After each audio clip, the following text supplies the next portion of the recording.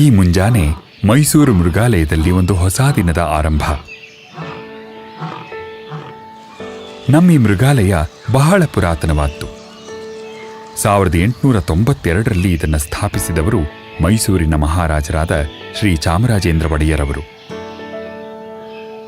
ಅವರ ಕಾಲಕ್ಕೆ 10 ಎಕರೆ ಜಮೀನಿನಲ್ಲಿದ್ದ ಈ ಮೃಗಾಲಯ ಈಗ ಅದರ 10 ಪಟ್ಟು ವಿಸ್ತಾರಗೊಂಡಿದೆ. ಭಾರತ ಮತ್ತು ವಿಶ್ವದ ಅನೇಕ ದೇಶಗಳಿಂದ 150ಕ್ಕೂ ಹೆಚ್ಚಿನ ಜಾತಿಯ ಪ್ರಾಣಿಗಳಿಗೆ ಆಸರೆಯ ನೆಲೆಯಾಗಿದೆ.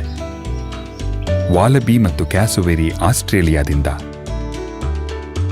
ಕತ್ತೆ ಕಿರುಬ, ಗೇಂಡಾಮೃಗ, ಕೆನ್ನಾಯಿ ಮತ್ತು ಆನೆ ಏಷ್ಯಾದಿಂದ,